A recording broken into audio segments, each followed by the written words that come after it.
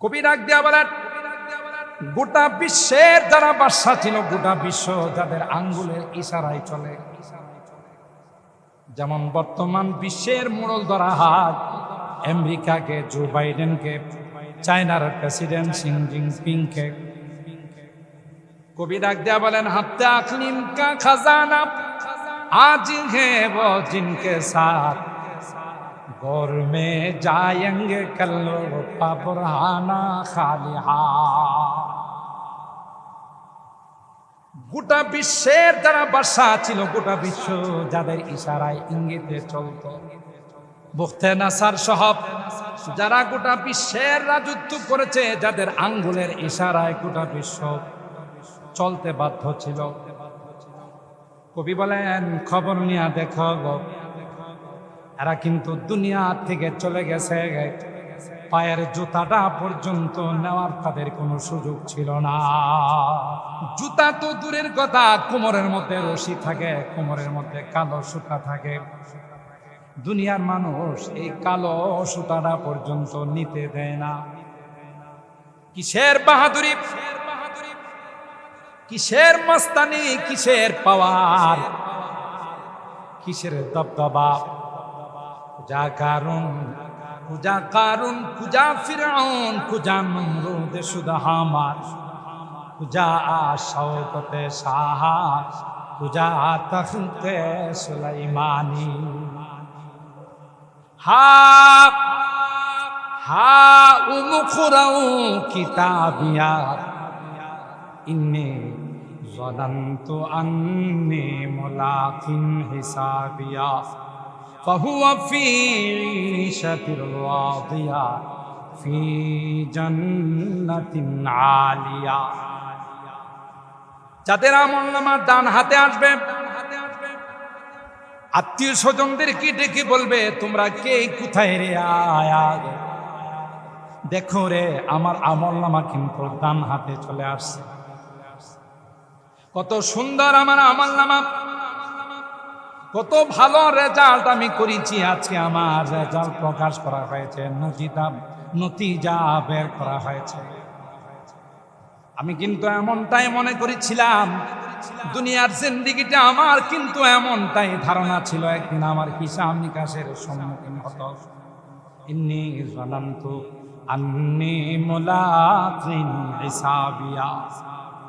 তাই আজকে সুন্দর আমলনামা আমি পেয়েছি। আমার জীবনের কোনো অংশ আমি আল্লাহর নাফরমানিতে কাটাই নাই, আমার কোনো অংশ আমি আল্লাহর নবীর নাফরমানিতে কাটাই নাই, নবীর তরিকার বাইরে কাটাই নাই।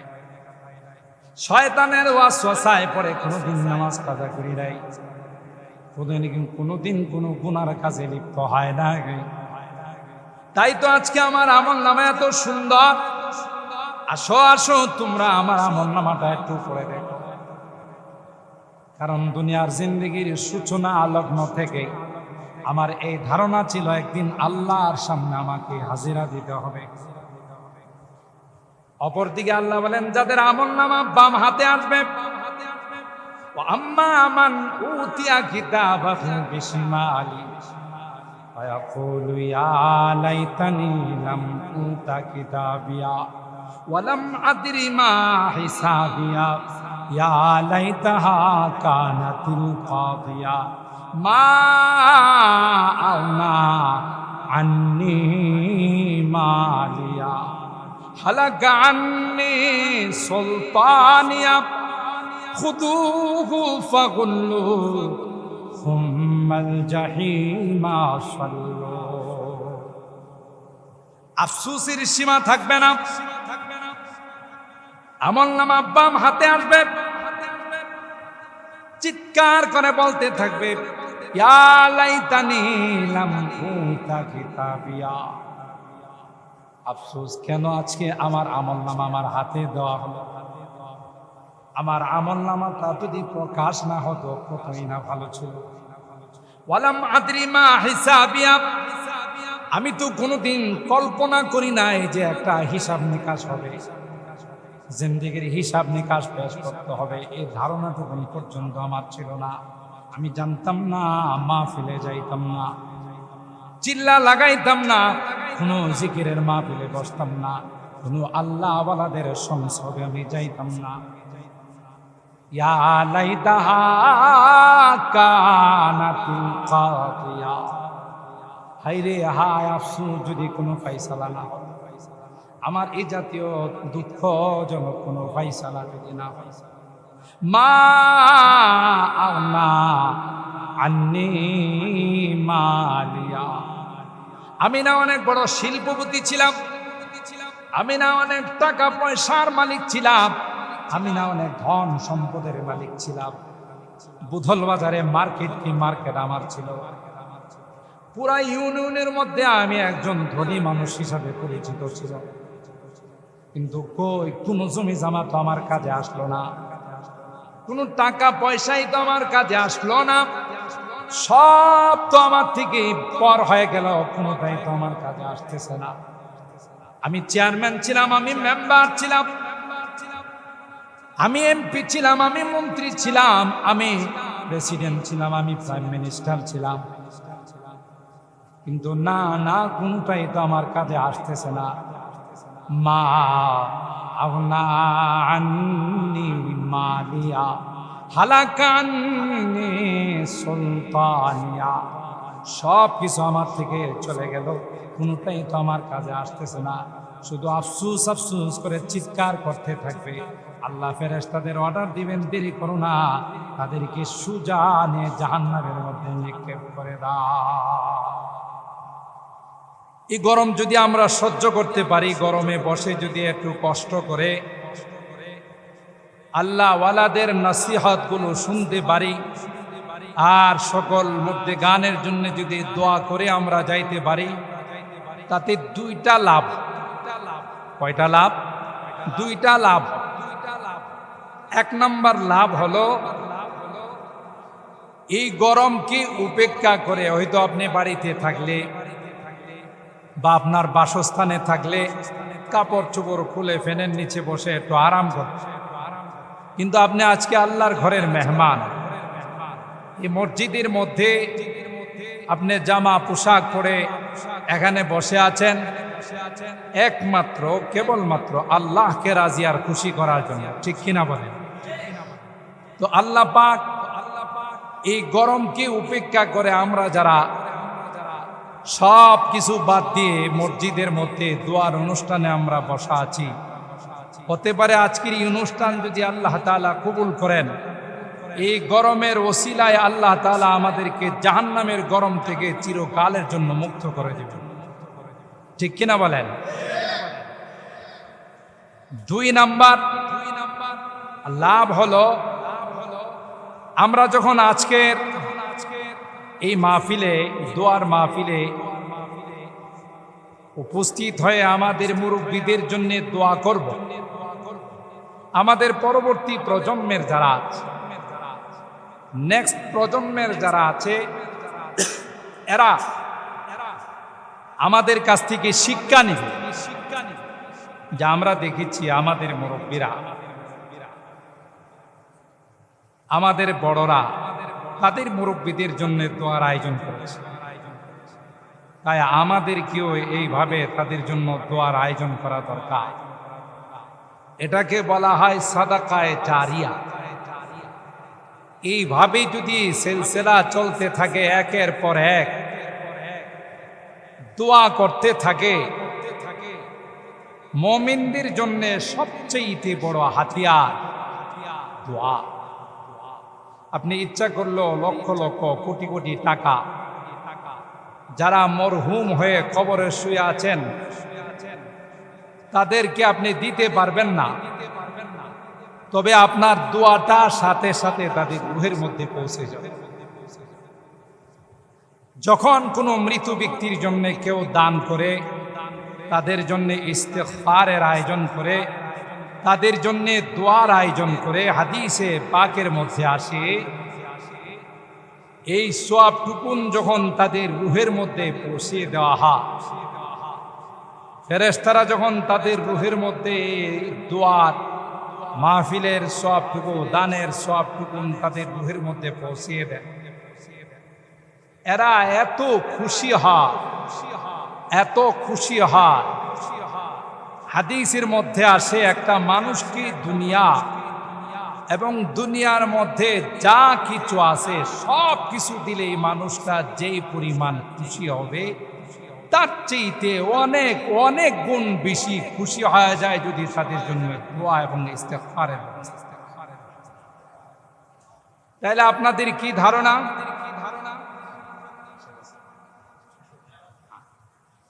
তাইলে আপনাদের কি ধারণা? আমরা আজকে শুধুই দুইজন বড় মানুষ আমাদের সকলার মুরব্বী ছিলেন, তাদের নাম পোস্টারে দেওয়ার পাশাপাশি কি দেওয়া আছে, সকল মুরব্বীদের রুহের মাগফিরাত কামনায় আজকের এই দোয়ার আয়োজন। তাহলে এখানে আমার আপনার মা বাবা আত্মীয় স্বজন মুরব্বীরাও আছে না নাই? বলেন, একটু কথা বলতে হবে, আছে না নাই? আছে।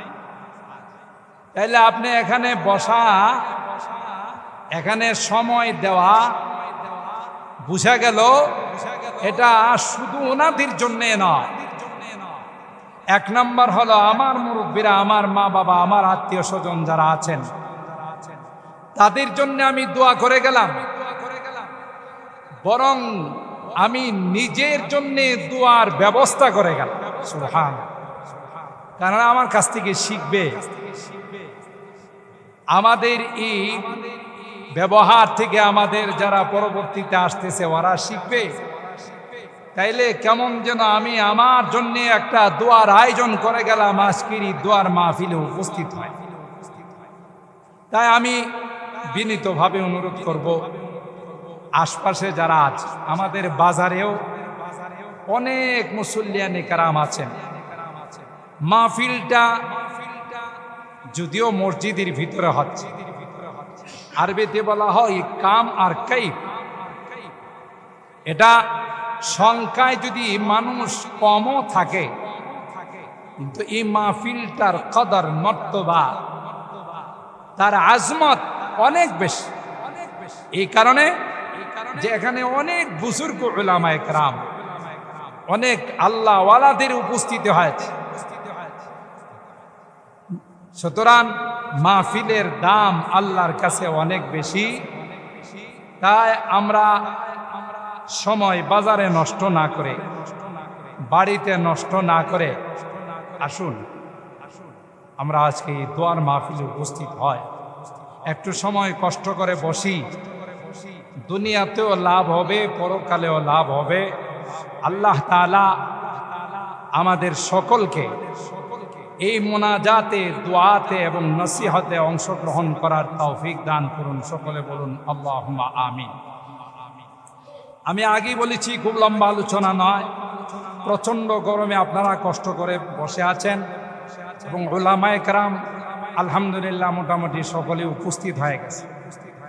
তাই আমি মুখতাসার ভাবে, সংক্ষিপ্ত আন্দাজে কোরআনে কারীমের আয়াতে কারীমা এবং রসুল আকরম সাল্লাল্লাহু তাআলা আলাইহি ওয়াসাল্লামের যে হাদিস খানা পাঠ করেছি তার উপর দু একটি কথা বলেই আমার আলোচনার ইতি টানব। আল্লাহ পাকের দরবারে তৌফিক চাই, আল্লাহুম্মা আমিন। আল্লাহ পাক রব্বুল আলামিন কোরআনুল কারীমের সূরা আল মুলক এর শুরুতেই আল্লাহ তাআলা আমাদেরকে জানিয়ে দিয়েছেন, আল্লাযী খালাকাল মাউতা ওয়াল হায়াতা লিয়াবলুয়াকুম আইয়ুকুম আহসানু আমাল। যিনি হায়াত আর মওতকে সৃষ্টি করেছেন, উদ্দেশ্য হলো লিয়াবলুয়াকুম, তোমাদেরকে পরীক্ষা করবে, আইয়ুকুম আহসানু আমালা, কার আমল কত সুন্দর। শুধু কিন্তু আকসারু আমালা আল্লাহ এখানে ইরশাদ করেন, কার আমল কত বেশি এটা আল্লাহ বলেন নাই, কার আমল কত সুন্দর। সুন্দর জিনিস যদি অল্প হয় তার দাম অনেক বেশি। কি বলেন, ঠিক না বেঠি? আপনি যে কোনো একটা জিনিস যদি আপনি চয়েস করেন, স্বর্ণের জিনিস হোক, রূপার জিনিস হোক, অথবা অন্য কোনো জিনিস হোক, জিনিসটা যদি সুন্দর হয়, আপনার চোখে লেগে যায়, তাইলে কিন্তু দাম যাই বলো, যেহেতু আপনার চয়েস, আপনার পছন্দ, টাকার দিকে আপনি তাকাবেন না, ওইটা আপনাকে কিনতেই হবে, যেহেতু জিনিসটা আমার কাছে ভালো লাগে। ঠিক আল্লাহ পাক আয়াতে কারিমায় আমাদেরকে জানান দিচ্ছেন আহসানু আমালা, কে তোমাদের মধ্যে সবচেয়ে সুন্দর আমল করে।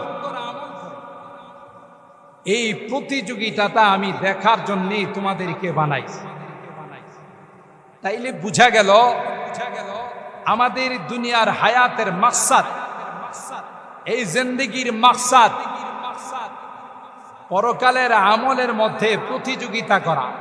কোরআনে কারীমের বহু জায়গায় আল্লাহ তাআলা ফাস্তাবিকুল খায়রাত, তোমরা ভালো কাজে প্রতিযোগিতা করো, ওয়াসারিউ ইলা মাগফিরাতিম মির রাব্বিকুম, তোমরা কাটচিতি ভালো আল্লাহর কাছে কাটচিতি কে বেশি ক্ষমার জন্য প্রতিযোগিতা করতে পারো। এইভাবে বিভিন্ন আয়াতে আল্লাহ তাআলা আমাদের এই জিন্দেগিটা সুন্দর করার জন্য, জিন্দেগির আমল সুন্দর করার জন্য, পরকালের জন্য এই জিন্দেগিটাকে সাজানোর জন্য আল্লাহ তাআলা কিন্তু আমাদেরকে দুনিয়াতে পাঠাইছে। এখানে আমরা কেউ চিরকাল থাকব। আমাদের মুরব্বীরা চলে গেছেন, আর কোনোদিন আসবেন না। আজকে আমরা আছি, আমরাও চলে যাব। আমাদের জায়গাতে আরেকজন আসবে। যেই জন্য আমরা যখন মানুষকে দাফন করি, তখন মাটি দেওয়ার সময় যে আয়াতে কারিমা তিলাওয়াত করি, যে দোয়াটা আমরা পড়ি, মিনহা খালাকনাকুম, পড়ুন, মিনহা খালাকনাকুম ওয়া ফিহা নুঈদুকুম ওয়া মিনহা নুখরিজুকুম তারাতান উখরা। এই দোয়াটার অর্থটা হলো, আল্লাহ পাক বলেন মিনহা খালাকনাকুম, আমি কিন্তু তোমাদেরকে মাটির দ্বারাই বানাইছি, মাটির দ্বারাই সৃষ্টি করেছি। তুমি পৃথিবীতে যত বড় পদ পদবীর মালিক হও না কেন, যত টাকা পয়সার মালিক হও না কেন, মনে রাখতে হবে তোমার সৃষ্টি কিন্তু এই মাটির দ্বারা। কিসের দ্বারা? মাটির দ্বারা আমি তোমাকে সৃষ্টি করেছি। মুফাসসিরিনে কেরাম, আল্লাহ তাআলা আমাদেরকে মাটির দ্বারা বানাইছেন, তার তাফসীর করেন, এক নম্বর হলো বিখালকি আবিকুম আদামা মিন তুরাব, যেহেতু আমাদের সকলের বাবা হযরতে আদম আলাইহিস সালাম, আমরা তারই সন্তান। আর আদম আলাইহিস সালামকে আল্লাহ তাআলা কি দিয়ে বানাইছেন? বলেন বলেন, মাটি দিয়া। কি দিয়ে বানাইছেন? হযরতে আদমকে আল্লাহ তাআলা মাটির দ্বারা সৃষ্টি করেছেন। আমরা যেহেতু তারই সন্তান, সেই হিসাবে আমরাও কিসের সৃষ্টি? মাটির দ্বারা আমাদেরকে আল্লাহ তাআলা সৃষ্টি করেছে। এটা হলো এক নম্বর। দুই নম্বর, তাফসীর মুফাসসিরিনে কেরাম করেন যে আমাদেরকে সরাসরি যদিও মাটির দ্বারা আল্লাহ বানান নাই, যে বীর্যর দ্বারা আল্লাহ তাআলা নাপাক এক ফোঁটা পানির দ্বারা আল্লাহ তাআলা কুদরতি ভাবে আমাদের এই সুন্দর ডিজাইন করেছেন, আমাদের এই সুন্দর নকশা করেছেন, যেই নকশা পৃথিবীর কাহারও পক্ষে করা সম্ভব না। সামান্য একটু নাপাক পানি, বীর্য, এর মধ্যে আল্লাহ তাআলা এত সুন্দর ডিজাইন করেছেন। কোরআনে কারিমে চারটি জিনিসের কসম করে আল্লাহ বলতেছেন, ওয়াতিন ওয়াযাইতুন ওয়া তুরি সিনিন ওয়া হাদাল বালাদিল আমিন। এই চারটি জিনিসের কসম করে আল্লাহ তাআলা আমাদেরকে জানান দিচ্ছেন, লাকাদ খালাকনাল ইনসানা ফি আহসানি তাকবীর, সবচেয়ে সুন্দর করে আমি আল্লাহ তাআলা মানুষকে বানাইছি। সুবহানাল্লাহ। সামান্য একটু বীর্যের মধ্যে আল্লাহ তাআলা কি কারিগরি করলেন, যেই কারিগরির মাধ্যমে সবচেয়ে সুন্দর করে, সবচেয়ে আকর্ষণীয় করে আল্লাহ তাআলা সবচেয়ে সুদর্শন করে আল্লাহ তাআলা আমাদেরকে বানাইছেন, তো যেই বীর্যের দ্বারা আল্লাহ আমাদেরকে বানাইছেন, ওই বীর্যটা যে জিনিস দ্বারা উৎপাদিত হয়, মানুষ ফল ফসল, গাছগাছালির জমিনের ফল ফসল খাওয়ার পর এই বীর্যটা ওখানে সৃষ্টি হয়, আর তার দ্বারা আল্লাহ আমাদেরকে বানাইছেন। সুতরাং বলা যায় আমাদেরকে আল্লাহ তাআলা এই বীর্যটা যেহেতু এমন জিনিসের দ্বারা উৎপাদিত হয় যেগুলো মাটির থেকে উৎপন্ন হয়, তাই আমাদেরকে আল্লাহ তাআলা মাটির দ্বারাই সৃষ্টি করেছে। তো আল্লাহ তাআলা এখানে এই আয়াতে কারিমার মধ্যে আমাদেরকে স্পষ্টভাবে জানান দিয়েছেন, মিনহা খলাকনাক, আমি কিন্তু তোমাদেরকে মাটির দ্বারা বানাইছি। তবে মনে করো না এই তোমাদের শেষ, আমার হাত থেকে ছুটে গেলে, না না, ওয়াফিহা নুঈদুকুম, আবার কিন্তু এই মাটিতে আমি তোমাদেরকে ফেরত নিয়ে আসবো। আল্লাহু আকবার বলেন। কোন মাটিতে? যেই মাটির দ্বারা বানাইছি ওই মাটি তোমাদের ঠিকানা হবে। আর ওয়ামিনহা নুখরিজুকুম তারাতান উখরা, এই কথাও মনে করার কোনো অবকাশ নাই যেই মাটির মধ্যে চলে গেলে আর কাহারো কাছে ধরা দিতে হবে না, না না, আবার ওখান থেকে তোমাদের পুনরুত্থান হবে। আমি আল্লাহর দরবারে তোমাদের উপস্থিত হতে হবে, হাজির হতে হবে, জীবনের হিসাব নিকাশ কিন্তু আমার সামনে পেশ করতে হবে। এই আয়াতে কারিমার মধ্যে আমাদের সূচনা, শুরু এবং শেষ, পরিণাম এবং পরিণতি কি হবে আল্লাহ তাআলা কিন্তু আমাদেরকে জানাই দিয়েছে। বিধায় এই জিন্দেগিটা বড় দামি, এটাকে যদি কেউ হেলায় হেলায় অবহেলা করে নষ্ট করে দেয়, তার দুঃখের সীমা থাকবে না। আর যারা এই জিন্দেগিটাকে আল্লাহর দেওয়া বিধান মতো, রাসূল আকরাম সাল্লাল্লাহু তাআলা আলাইহি ওয়াসাল্লামের দেওয়া তরিকা মতো এই জিন্দেগি পরিচালনা করবে, তারা সফল কাম। দুনিয়াতেও তারা সফল কাম, পরকালেও তারা সফল কাম। সমস্ত জিন্দেগির মধ্যেই তাদের জন্য শুধু নাজ আর নিয়ামত, শুধু অভ্যর্থনা। তাই আল্লাহ তাআলা সূরা আলে ইমরানের এই আয়াতের মধ্যে আমাদেরকে জানান দিয়েছে, কুল্লু নাফসিন যায়িকাতুল মাউত। এ দুনিয়ার মানুষ, মনে রাখো, দুনিয়াতে আসছো আর কখনো যাবে না। এ কথা কোনোদিন তোমাদের ভাবার অবকাশ না যে আসছি আর কোনোদিন এখান থেকে বিদায় নেব না। তোমার বাবা ছিল, তোমার দাদা ছিল, তোমার পূর্বপুরুষরা ছিল, খবর নিয়ে দেখো একজনও দুনিয়ার জমিনে নাই। সবাই দুনিয়ার জমিন থেকে বিদায় নিয়ে পরপারের বাসিন্দা হয়ে গেছে। শুধু তুমি কেন, তোমার বাপ দাদা কেন, পৃথিবীর ইতিহাসকে একটু তালাশ করে দেখো।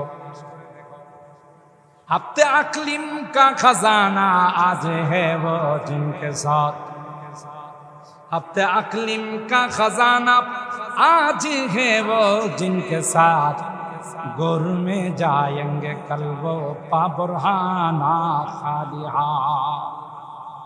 কবি ডাক দিয়া বলেন, গোটা বিশ্বের যারা বাদশা ছিল, গোটা বিশ্ব যাদের আঙ্গুলের ইশারায় চলে, যেমন বর্তমান বিশ্বের মোড়ল ধরা হাত আমেরিকাকে, জো বাইডেনকে, চায়নার প্রেসিডেন্ট শি জিনপিংকে,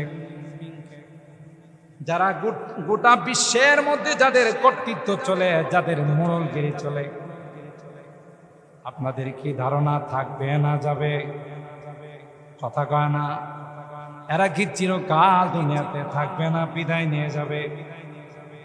কবি ডাক দেয়া বলেন, হাফতে আকলিম কা খাজানা আজ হে वो जिनके साथ, गोर में जाएंगे कल वो पाबुरहाना खाली हाथ। গোটা বিশ্বের যারা বাদশা ছিল, গোটা বিশ্ব যাদের ইশারায় ইঙ্গিতে চলত, হযরতে সুলাইমান পয়গম্বর, হযরতে যুলকারনাইন, বিশ্ব হারামজাদা নমরুদ, বুখতে-নাসার সহ যারা গোটা বিশ্বের রাজত্ব করেছে, যাদের আঙ্গুলের ইশারায় গোটা বিশ্ব চলতে বাধ্য ছিল। কবি বলেন, খবর নিয়ে দেখো এরা কিন্তু দুনিয়া থেকে চলে গেছে, পায়ের জুতাটা পর্যন্ত নেওয়ার তাদের কোনো সুযোগ ছিল না। কি বলেন, ঠিক না? জুতা তো দূরের কথা, কোমরের মধ্যে রশি থাকে, কোমরের মধ্যে কালো সুতা থাকে। দুনিয়ার মানুষ এই কালো সুতাটা পর্যন্ত নিতে দেয় না। ঠিক, এটা পর্যন্ত নিতে দেয় না। কিসের বাহাদুরি, কিসের মস্তানি, কিসের পাওয়ার, কিসের দবদবা। কুজা কারুন, কুজা কারুন, কুজা ফিরআউন, কুজা নমরুদ শুধু হামার, কুজা শওকতে শাহ, কুজা তখতে সুলাইমানি। যাদের এত শান শওকত ছিল, এত দবদবা ছিল, খবর নিয়ে দেখো নাই, তাদের নাম নেওয়ার পর্যন্ত কোনো মানুষ না। এই জন্যে এই পৃথিবীটা থাকার জায়গা নয়।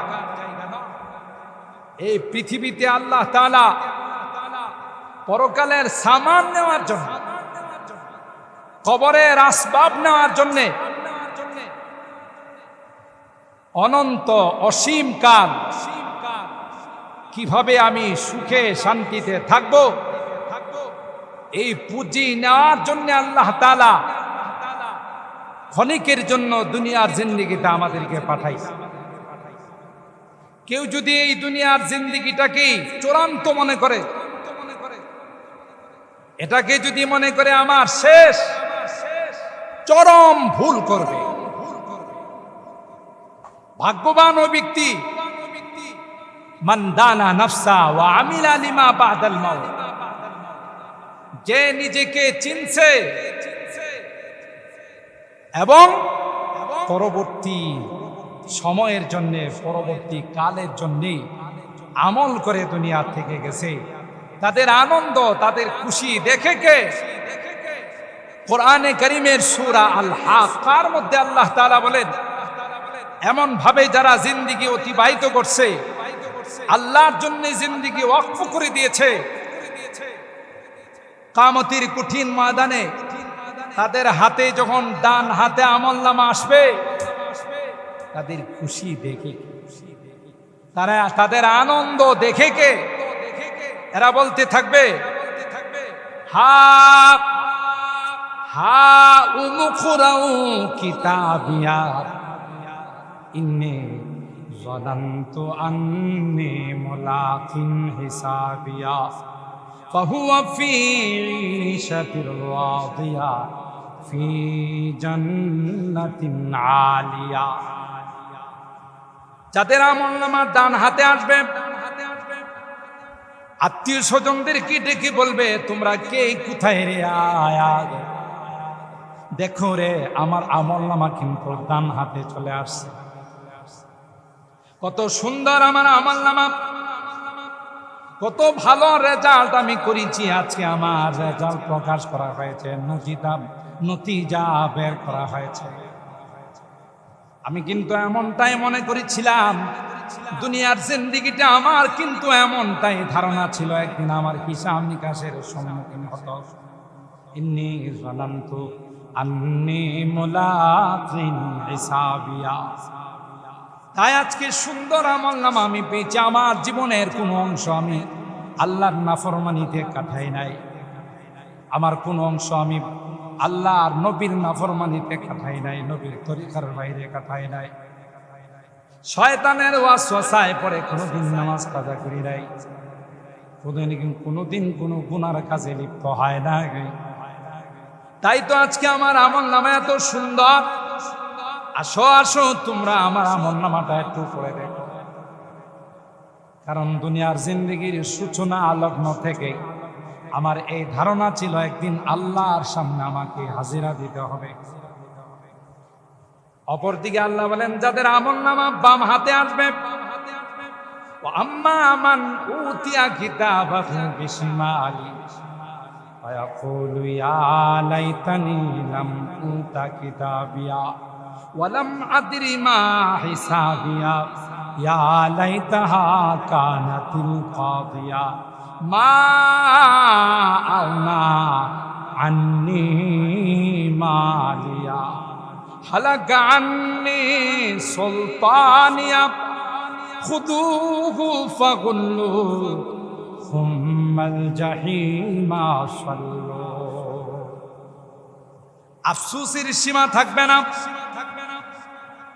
আমলনামা বাম হাতে আসবে,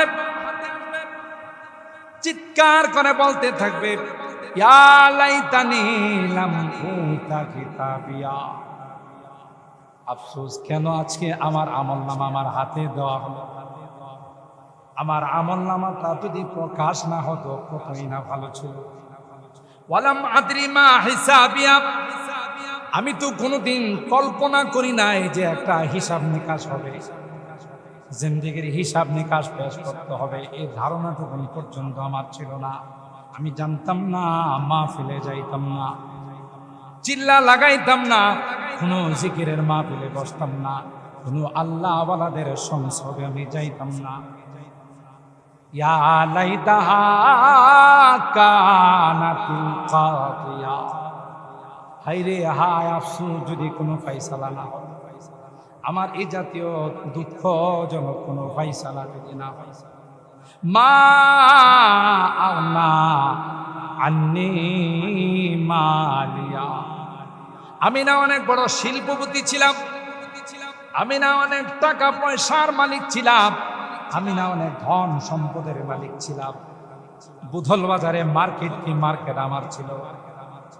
পুরা ইউনিয়নের মধ্যে আমি একজন ধনী মানুষ হিসাবে পরিচিত ছিল, কিন্তু কই কোনো জমি জামা তো আমার কাজে আসলো না, কোনো টাকা পয়সাই তো আমার কাজে আসলো না, সব তো আমার থেকে পর হয়ে গেল, কোনোটাই তো আমার কাজে আসতেছে না। আমি চেয়ারম্যান ছিলাম, আমি মেম্বার ছিলাম, আমি এমপি ছিলাম, আমি মন্ত্রী ছিলাম, আমি প্রেসিডেন্ট ছিলাম, আমি প্রাইম মিনিস্টার ছিলাম, কিন্তু না না কোনটাই তো আমার কাজে আসতেছে না। মা আওনা আন্নি মালিয়া হালাকা আন্নি সুলতানিয়া, সব কিছু আমার থেকে চলে গেল, কোনটাই তো আমার কাজে আসতেছে না। শুধু আফসুস আফসুস করে চিৎকার করতে থাকবে। আল্লাহ ফেরেশতাদের অর্ডার দিবেন, দেরি করো না, তাদেরকে সুজানে জাহান্নামের মধ্যে নিক্ষেপ করে দাও। নাউজুবিল্লাহ। মোহতারাম হাজিরিন, বড় কঠিন সময় আমার আপনার আসতেছে, সেটা হলো বরজাখের জিন্দেগি, কবরের জিন্দেগি। সুতরাং দুনিয়ার জিন্দেগিটাকে যারা কাজে লাগাবে, আল্লাহর খুশনদি, আল্লাহর সন্তুষ্টির মধ্যে, আল্লাহর রেজামন্দির মধ্যে, রাসূল আকরাম সাল্লাল্লাহু তাআলা আলাইহি ওয়াসাল্লামের তরিকা মতো জিন্দেগিটা রঙ্গাইবে, সাজাবে, তার আনন্দের সীমা থাকবে না। আর যারা এর বিপরীতে সাজাইবে, তাদের দুঃখ দুর্দশা হাই হুতাশের সীমা। এখন আপনার অধিকার, আপনাকে আল্লাহ তাআলা স্বাধীনতা দিয়েছেন, আপনি কি হাসবেন না কান? যদি মনে করেন পরকালে আমি হাসবো, তাইলে যা হয়েছে এখন থেকেই তাওবা করতে হবে, আর মালিকের নাফরমানিতে আমি লিপ্ত হব না। রাসূল আকরাম সাল্লাল্লাহু আলাইহি ওয়াসাল্লামের সুন্নতের খেলাফ কিছু করব না। এখন থেকেই প্রতিজ্ঞা আমাকে নিতে হবে, তাইলে আমার পরকালের জিন্দেগিটা সুখের এবং শান্তিতে হবে। আজকে যে মরহুমদের স্মরণে এই দোয়ার আয়োজন, সবার পরিচিত লোক ছিল আমার নানা জান। আমরা খুব বড় হয়ে নানা জানকে সেরকম ভাবে দেখতে পাই নাই, ছোটকালে দেখেছি, সবাই তাকে শ্রদ্ধা করত, সম্মান করত, ইজ্জত করত। আমি সাতিয়ানের ছেলে, আমাদের মুরব্বীরা আমাকে যা শোনাইছেন যে জীবনে কোনোদিন দেখি ওনাকে আমরা আগে সালাম দিতে পারি নাই। তাইলে আগে সালাম দেওয়া এটা সুন্নত। আর যাদের ভিতরে কোনো অহংকার নাই ওরাই আগে সালাম দেয়। সুবহানাল্লাহ বলে। এই যে একটা সুন্নত আফসুস সালাম, যে তোমরা সালামের রেওয়াজ দাও। আমাদের আকাবের, আমাদের মুরব্বী যারা ছিলেন, আমাদের বুজুর্গানে দ্বীন, তাদের মধ্যে এই সুন্নতের আমল ছিল। মাটির মতো মানুষ ছিলেন, মাদ্রাসার জন্যে, দ্বীনের জন্যে, ইসলামের জন্যে গোটা জীবন কুরবান করে দিয়েছেন। পাশাপাশি পরবর্তীতে তার এই সুযোগ্য সাহেবজাদা, যিনি মাদ্রাসার মালিহাদা মাদ্রাসার প্রতিষ্ঠাতাদের অন্যতম ছিলেন নানাজান, আর হযরতুল আল্লামা মরহুম হাবিবুর রহমান সাহেব রাহিমাহুল্লাহ, তিনিও এই মাদ্রাসার জন্য আমরা যা দেখেছি এবং দর্শ তাদরিস তালিম তাআল্লুম দ্বীনের খেদমতের জন্য গোটা জীবন ওয়াকফ করে গিয়েছেন। আজকে যে মসজিদে বসে আলোচনা করতেছি, এই মসজিদের জন্যও তার কলবের একটা জ্বলন ছিল যে কিভাবে মসজিদরা সুন্দর করে এখানে কায়েম করা যায়। তাতে আমরা সংক্ষিপ্ত আকারে এটা উপলব্ধি করতে পারি তাদের জীবনটাই ছিল আল্লাহ এবং আল্লাহ রাসূলের রেজামন্দির জন্য, সন্তুষ্টির জন্য ওয়াকফ করে দিয়েছিলেন। সুতরাং আমরা যদি তাদের মতো এমন পরমুখী জিন্দেগি বানাইতে পারি, পরকালের জিন্দেগি বানাইতে পারি, তাহলে আমরাও সফল কাম হব। হাদিসটা আমি তাই পড়েছিলাম, উযকুরু মাহাসিনা মাউতাক। তোমাদের মৃত্যু ব্যক্তিদের ভালো ভালো জিনিসগুলো তোমরা আলোচনা করো। তাদের দ্বারা যদি মানুষ হিসাবে কোনো ভুল ভ্রান্তি হয়েও থাকে, সাবধান, এগুলো তোমরা চর্চা করবে না, এগুলো নিয়ে তোমরা সমালোচনা করবে না। বরং 2 দিন আগেও মেশকাতের ছাত্রদেরকে পড়াইলাম, ফাদাউ হু ইনদাল্লাহ, তাদের কিছু হয়ে থাকলে আল্লাহর কাছে তাদেরকে ছেড়ে দাও। আমা ইন্নাল্লাহি খায়রুল লিল আবরার, নেককারদের জন্য আল্লাহ যা রেখেছেন এটাই সর্বোত্তম, এটাই সবচাইতে শ্রেষ্ঠ। মুহতারাম হাজিরিন, তাই আমি আগেই বলেছি, মাহফিলের আকার আয়তন ছোট হলো, এই মাহফিলে যে সকল হাস্তিরা আজকে উপস্থিত হয়েছেন